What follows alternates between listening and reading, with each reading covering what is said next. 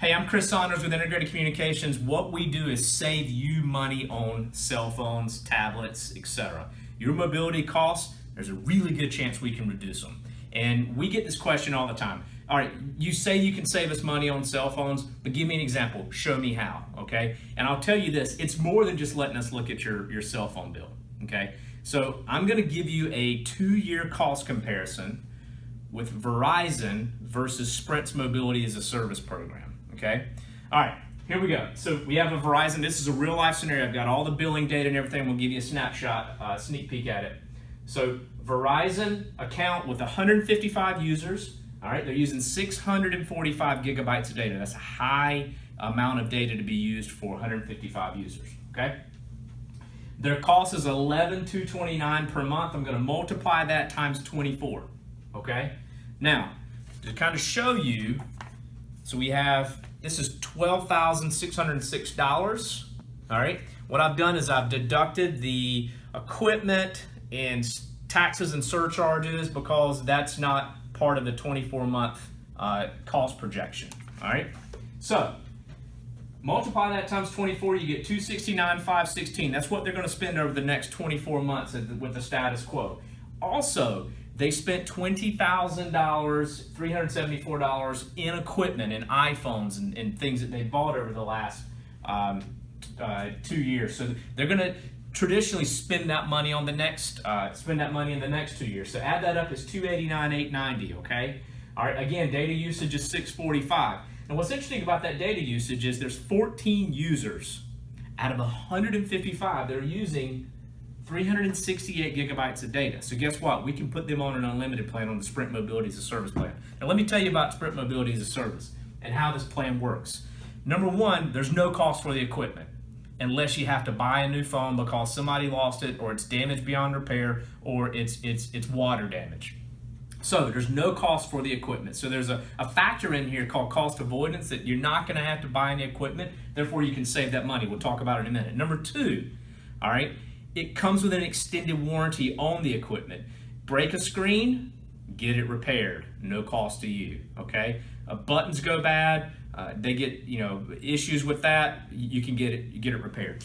How it works is this: you have a multitude of tiers of data, so you determine how much data you need and you determine what kind of device you need. So you need 2 gigabytes, 4 gigabytes, or unlimited data, and you see these device tiers, okay? Various iPhones, based on whether they're 6, 6S, 7, they fall into different tiers. So what we've done here is we've identified phones that the users have currently, okay, and we've stacked them up to create a certain amount of data and device types, and I'm going to show you how it works. So those 14 users that have unlimited or that need unlimited data to reduce the overall data consumption on the account is $805 a month, okay? And then if you back that out, that leaves 1.96 gigabytes of data per user for 141 users. So those 141 users are going to get a 2 gigabyte data plan that's shared across all of those users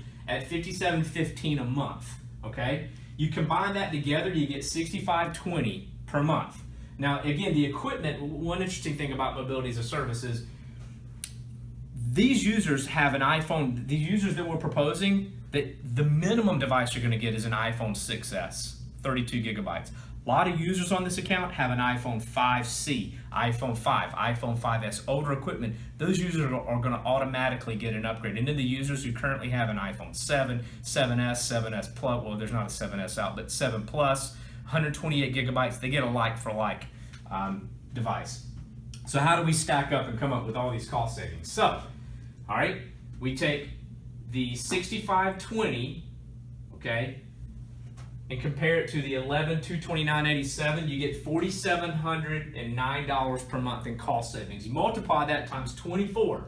So from a billing standpoint, monthly service standpoint, there's going to be $113,334 cost savings, okay, over 24 months. But wait, you don't have to buy equipment anymore. So we're talking about $20,000 in cost avoidance. You're not gonna have to buy that equipment anymore unless someone loses a phone, it gets stolen, or something like that. And then our partner over at Link's Buyback is going to buy all of these iPhones back for $16,152. Okay, that goes into the cost savings. And then lastly, first things about the ETF, which is early termination fee credits, is Sprint's going to buy out your contract. Okay, and then every dollar, if your contract, a smartphone contract is typically $350. Okay, but it ramps down from month 24 all the way down to month 1. Okay, and every dollar under $150 you get to keep on your account as a credit. So in this case, this company is going to get $10,775 in early termination penalty credits, or early ETF credits, bringing your total cost savings to $160,335. That is a 55% reduction in costs versus the projected $289,890 versus the $160,335. Again, I'll say Verizon and Sprint are not the same carrier. However, they're very close in terms of coverage.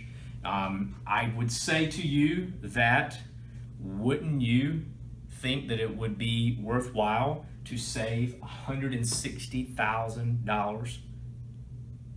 I know I would.